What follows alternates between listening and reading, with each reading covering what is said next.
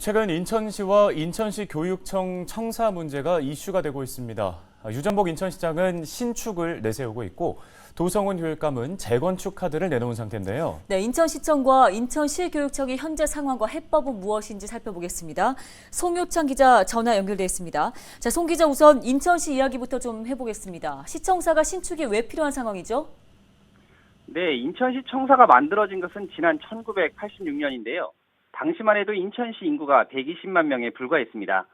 하지만 현재 인구수는 300만 명을 넘어섰고 덩달아 공무원 수도 증가를 했는데요. 자연스레 사무공간이 부족해지면서 30%가량인 630여 명의 공무원들이 외부 사무실을 사용하고 있습니다. 유정복 시장은 직원들의 근무 여건 개선은 물론 민원 불편 해소 등 양질의 행정 서비스 제공을 이유로 신축 카드를 내놓은 것인데요. 앞서 유 시장은 첫 임기 때인 지난 2016년 이미 신청사 건립 계획을 발표했다가 2018년 재선에 실패하면서 계획이 물거품됐습니다. 박남춘 전 시장이 재정 부담을 이유로 중단했기 때문인데요. 유 시장은 이번에 재선에 성공하면서 재추진 계획을 내놓은 상태입니다. 네, 그러면 교육청 역시 상황은 비슷한 건가요? 네, 교육청도 비슷한 상황입니다. 인천시 교육청은 지난 1983년 1월 건립됐는데요. 교육청 역시 사무공간 부족 현상으로 보시면 될 것 같습니다. 현재 청사 인근 건물 일부를 회의 공간으로 빌려 쓰고 있는데 월 400만 원가량의 임대료가 나가고 있습니다. 또 본청 조직인 그린 스마트 미래학교 추진단도 공간이 없어서 외부 사무실을 쓰고 있는 상황입니다. 도성훈 교육감은 이 같은 문제를 해결하기 위해 재건축을 재선 공약으로 내놓았는데요. 현재 내부적으로 세부 논의를 진행 중입니다. 네, 앞서 인천시도 교육청도 지금 모두 신축과 재건축의 필요성이 있어 보이는데 그렇다면 실현 가능성은 어떻습니까? 네, 현재 인천시도 교육청도 모두 실현 가능성은 의문입니다. 일단 인천시의 경우 주차 문제와 함께 예산이 발목을 잡고 있는데요.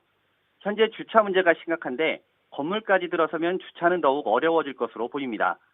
또 예산의 경우 2016년 당시 사업비 예상액이 2,148억 원이었지만 6년이 지난 지금 오른 물가를 좀 감안한다면 더 많은 금액이 필요할 것으로 예상되는데요. 갑작스런 예산 사용에 시민사회단체들의 반대 목소리도 더욱 커질 것으로 보입니다. 시교육청 역시 쉽지 않습니다.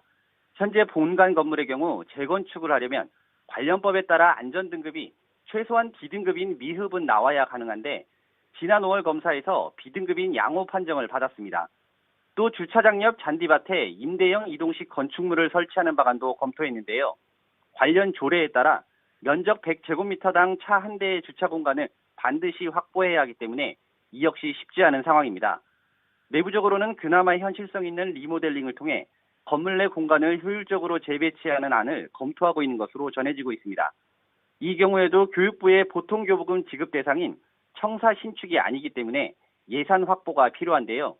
소요 예산이 500억 원을 넘어갈 경우 교육부 예비 타당성 조사는 물론 심사와 심의 등 각종 절차로 임기 안에는 힘들어 보입니다. 네, 알겠습니다. 오늘 소식은 여기까지 듣겠습니다. 송효창 기자였습니다.